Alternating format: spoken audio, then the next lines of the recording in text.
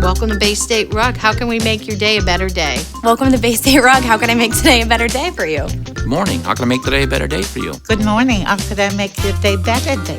If you walk into the store, you're going to be greeted with, "Hi, how are you? How can we make today a better day?" And we mean it.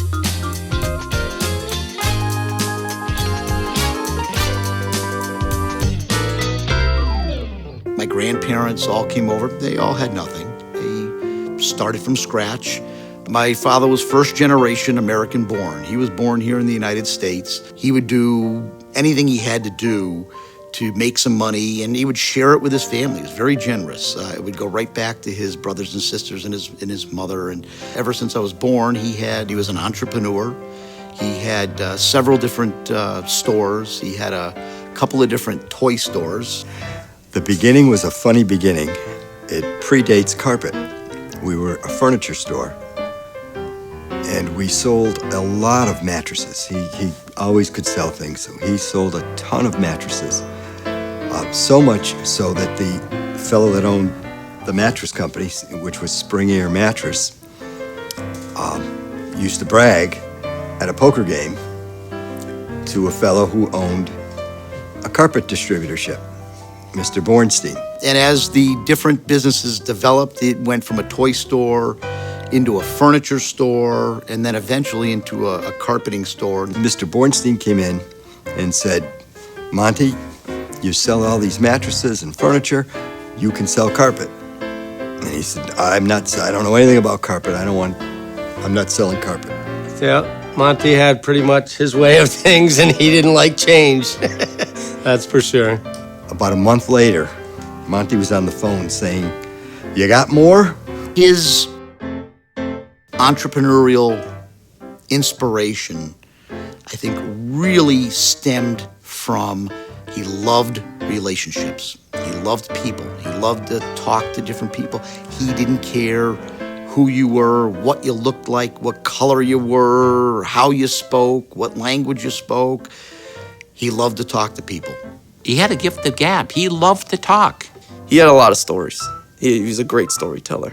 You know, people would come to him from all over, from many cities away, to buy floor covering, because that's where you went to buy the floor covering and get some entertainment. You got a show. You got to talk to Monty for an hour or two, and he loved it. And out of that hour or two, you probably spent 10 minutes talking about floor covering. He didn't care about selling flooring. Flooring was not important.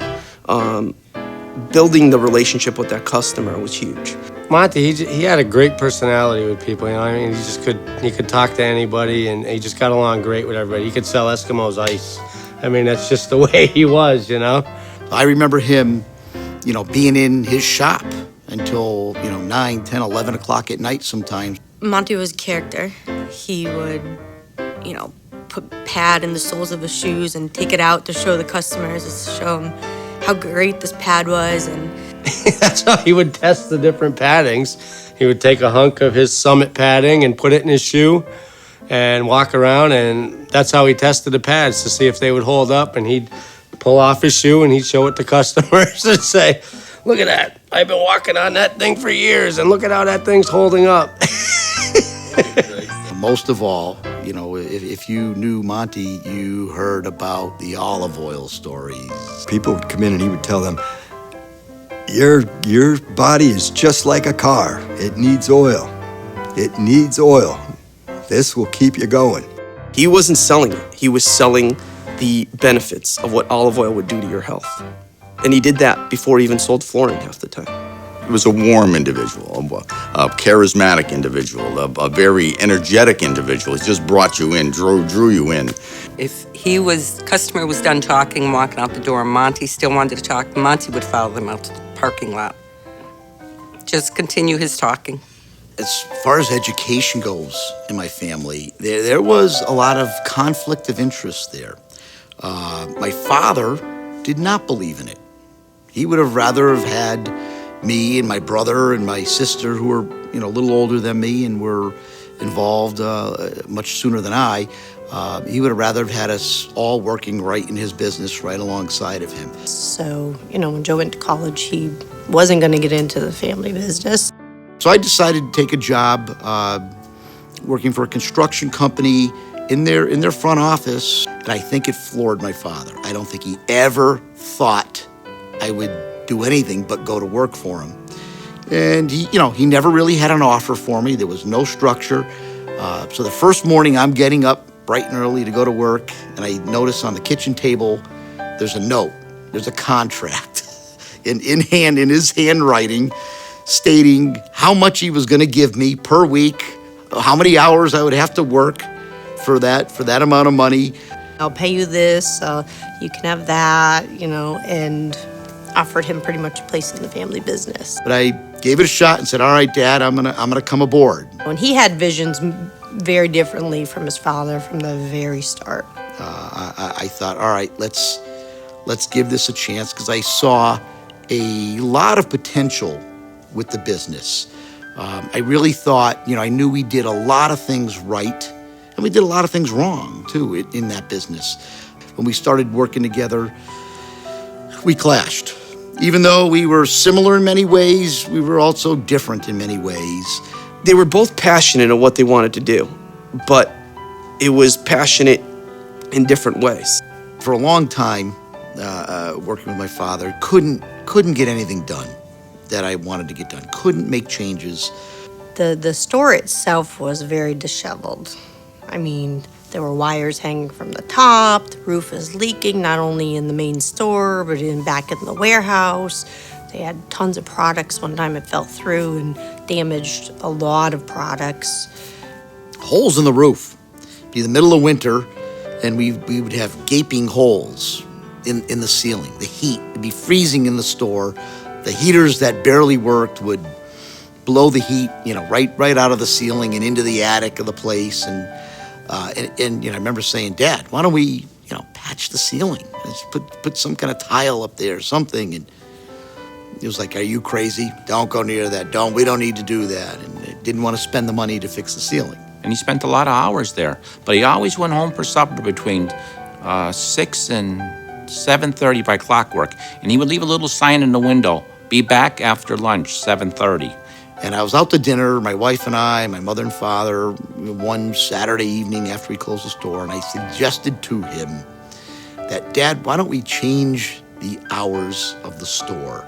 Let's just stay open right until 7 or 8 o'clock and then close the store. And he came across the table after me, jumped up, leaned way over and said, are you crazy? And he might have had a couple of expletives in there and said, you're gonna wreck the business. You'll ruin this business. A few weeks went by. I figured I'm never bringing that up again. Come into the store, I don't know if it was on a Monday or whatever day it was, and one of the employees says to me, hey, did you hear the new hours? And I said, what are you talking about? He goes, yeah, we're not gonna close at 5 o'clock anymore. We're gonna stay open till 7. As I grew in the business and became more confident in what I was doing, I realized Baystate Rug had a lot of potential to become much bigger and much better in many different ways, not just more profitable. We first started to bring on better equipment. We brought in the changes. I remember bringing in a huge linoleum rack. So one of the first things I finally got my father to agree on was to take a deposit. So we had a little bit more money in the bank, so he liked that. I think in the long run, his dad really knew that Joey could take the store somewhere where probably he couldn't. It took him a long time to kind of hand that over and accept it, but I think he knew that Joey definitely could make the business a bigger and grander thing in the future. We finally saw a return on that thing. We got him to put a racking system in the warehouse instead of having a mound or a pile of rugs. And, things slowly started to get better. And as they started to get better and he realized we weren't destroying the business. He would change, because he did over the years quite a bit. But change had to kind of be force-fed. He had to see that it was okay before he would step into it. We had brought in an automation, a computer system, which really jetted Baystate Rug into a completely different level. It was kind of nice because you could see my father feeling good about the changes finally, and it was nice for me because he would begin to brag to his friends that were still coming around, about the successes of the changes.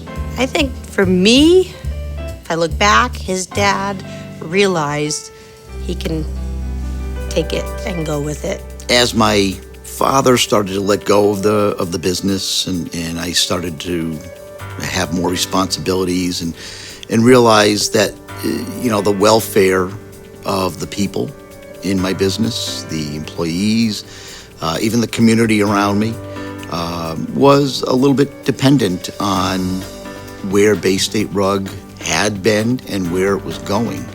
Joe's vision was we need to probably move. Either we need to do some major fixing or we need to move. So we wanted to be great. We wanted to do whatever we were going to do as good as we could possibly do it. And the new store was a complete transformation of the old store. How can we be better? How can we make a better experience for the customer? So that had to be the criteria for change. Was it going to help someone or something? Rarely, if ever, was it about profit. It was not about how can we make more money. Profits come. They're a result of being great. The money will come later. If you satisfy them, they will come back. So that's the way I feel about customer. You do what they want and what they need, and then that's a customer for life. Baystate definitely wants a lasting relationship. They want return customers, you to come back, and they want you to tell others and have them come back too. I think what I enjoy about Baystate is their big philosophy is the customer comes first. The word okay at Baystate is bad. We don't believe in that. If someone says it's okay, we know we got to dig deeper. Okay isn't a good thing. It can't be okay. It has to be fabulous. It has to be wonderful. I want to see the excitement, the lights light up. Our goal is to make everybody happy, so we do what we can to make that relationship good between us. There is no problems when it comes to Baystate customers. There's only solutions. So we did a reverse pyramid. I mean, if I made sure my staff members understood that they have the power to do whatever it takes to exceed the expectations of that customer. Because everybody is empowered to do what the manager is empowered to do. And we want to be great for the employees. We want to be great for our customers. We want to be great for the community. But the more we've done with the community really has given back to us. Today's Baystate's community is very involved. We very involved with a lot of nonprofits today. Lorraine's Soup Kitchen is one of our main charities that we donate a lot of time and energy and monies to. When you get out there and help the community, you see how it helps. You see who and how it affects and what people and the benefits that it brings immediately. That's just one of our values. That's what we believe in, community. If we give back, then we're doing the right thing. Let's do the right thing. It was right at Christmas time, right after the Thanksgiving holiday. It was perfect. It was heartwarming, and everybody from the store participated in some way. Don't worry about the profits. To let that go. Let's just do the right thing for everybody involved. A record-breaking food drive. Whether it be for the customer or an employee or the community. 49,000 pounds of food.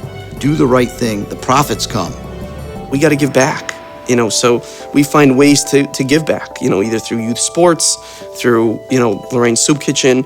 We ran a kids' fun day just to say, kids, it doesn't matter. Anyone come. Just come to our fun day. My cousins were doing face paint things for free, and all the kids were there. Everything was free. Bounce houses to hot dogs to everything. I mean, some of the people that you help may never walk into your showroom. Giving back to the community is very important as far as the small businessman is concerned. We are in the relationship business. We are not in the floor covering business. Baystate is still about relationships. Our customers are very important. The fun thing with this is, we've created relationships, and this goes back to my father in his days. He was the master of creating relationships.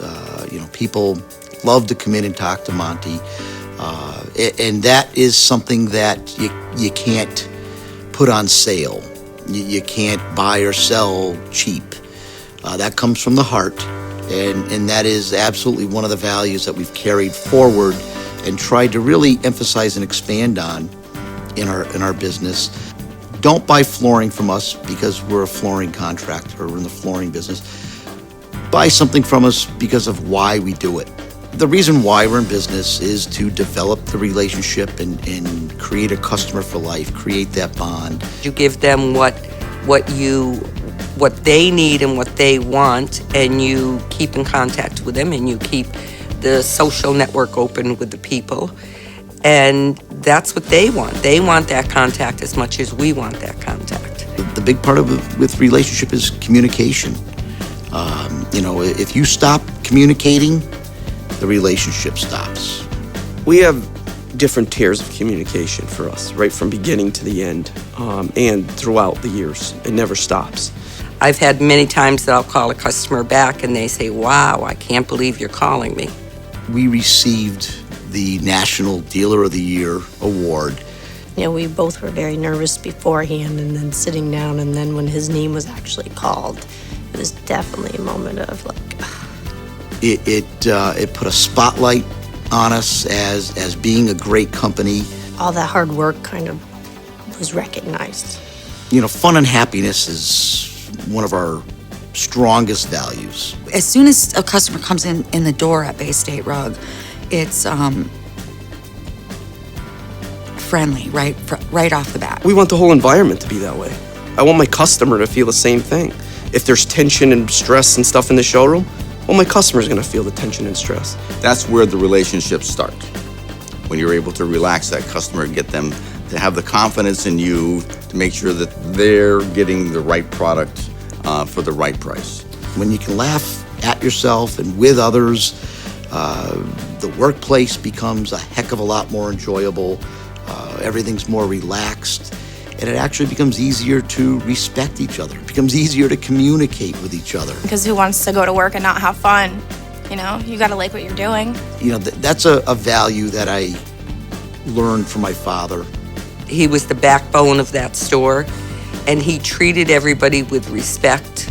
One of the values that we live and die by to keep that bond going is respect. You have to respect the customers. There's got to be a lot of respect.